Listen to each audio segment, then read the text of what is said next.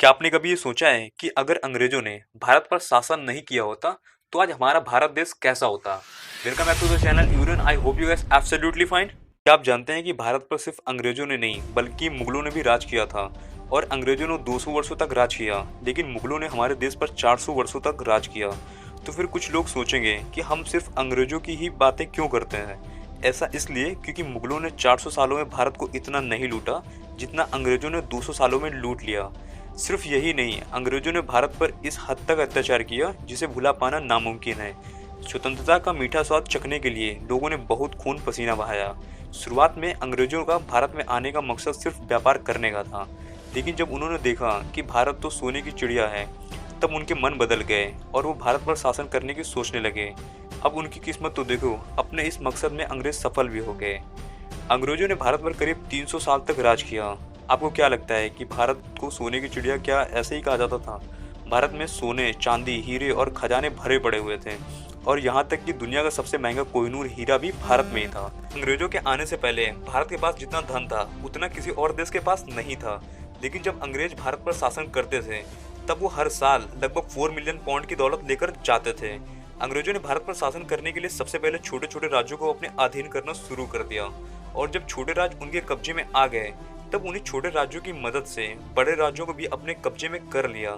इसी प्रकार अंग्रेज भारत पर शासन करने में कामयाब रहे। जब अंग्रेजों ने भारत पर कब्जा कर लिया तब उनकी सीधी नजर भारत की कृषि पर पड़ी, और उन्होंने भारत की कृषि व्यवस्था को कमजोर करना चालू कर दिया। अब भारत की परंपरागत फसल की जगह तंबाकू, कपास, तिल, चाय एक्सेट्रा उगने लगे थे। लेकिन आखिर इन फसलों को क्यों उगाया जाता था? क्योंकि इन फसलों से अंग्रेजों को इंटरनेशनल मार्केटिंग में बहुत ज्यादा मुनाफा होता था। अंग्रेजों ने जमींदारों से उनकी जमीन छीन ली और उन जमीनों के नए जमींदार बनाए, ताकि वो जमींदार उनके हर हुक्म का पालन करें।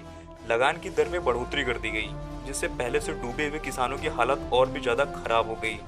फ्रेंड्स, अगर अंग्रेज भारत में नहीं आए होते तो भारत देश कृषि के क्षेत्र में सबसे ऊपर होता। अंग्रेजों ने भारत में कपड़ा के बिजनेस को पूरी तरह से खत्म कर दिया। अंग्रेज कपड़ा बनाने के लिए भारत से कच्चा माल सस्ते में खरीदते और उस कच्चे माल को इंग्लैंड में तैयार करवाते और उसी माल को तैयार करके वापस भारत में ज़्यादा दामों में बेचते। फिर अंग्रेजों ने कपड़ा बनाने की मशीन भारत में ही लगवा दी। इससे उन्हें ये फायदा हुआ कि मजदूर उन्हें कम पैसों में मिल जाते थे। हमारा देश आर्थिक रूप से काफ़ी कमज़ोर होता जा रहा था, जिस वजह से हमारा देश एक समय में निर्यातक के रूप में जाना जाता था। अब वो सिर्फ आयताकार बनकर रह गया। अगर अंग्रेजों ने भारत पर शासन नहीं किया होता तो आज भारत दुनिया के तीसरा सबसे अमीर देश होता। अगर ऐसा हुआ होता तो द्वितीय विश्व युद्ध में भारत का एक भी आदमी नहीं मरता, क्योंकि अंग्रेज नहीं होते तो भारत का युद्ध से कोई लेना देना नहीं था। अगर अंग्रेज भारत नहीं आए हुए होते तो शायद आज हम गुरुकुल में ही शिक्षा ग्रहण कर रहे होते। आज हम जो भी कपड़े पहनते हैं, जैसे कि पैंट, शर्ट, कोट एक्सेट्रा, ये सभी उन अंग्रेजों की ही देन है।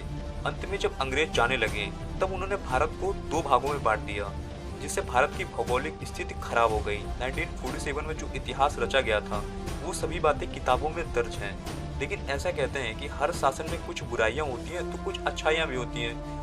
अंग्रेजी शासन में कुछ अच्छे भी काम हुए हैं, जैसे कि आज हम जिस रेलवे को भारत की लाइफलाइन कहते हैं वो अंग्रेजों की ही देन है। शुरुआती दौर में हवाई जहाज की शुरुआत भी अंग्रेजों द्वारा ही की गई थी।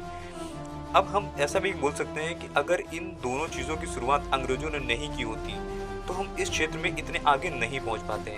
भारत में उस समय जो सती प्रथा चल रही थी उसे भी अंग्रेजों ने ही बंद करवाया था। अंग्रेजों के आने के पहले भारत देश बहुत से टुकड़ों में बटा हुआ था, जिसे उन्होंने एक कर दिया।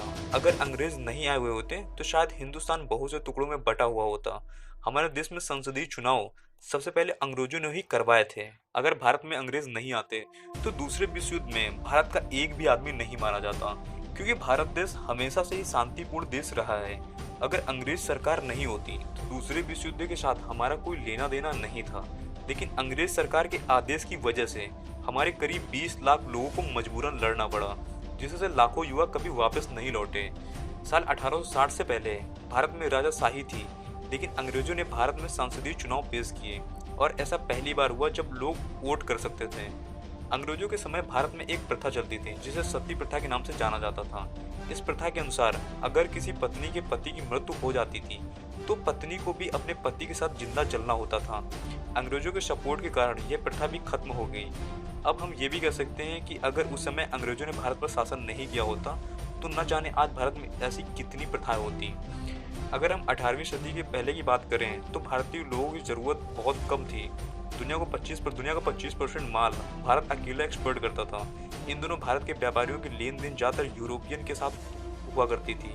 इन सभी में हीरे, मोती, मसाले, कपड़े एक्सेट्रा का एक्सपोर्ट होता था और बदले में भारतीय व्यापारी उनसे सोने की मांग करते थे। Thank you so very much watching this video guys. If you enjoy, if you learn anything from this video, then don't forget to hit the like button, so don't forget to subscribe. Thank you.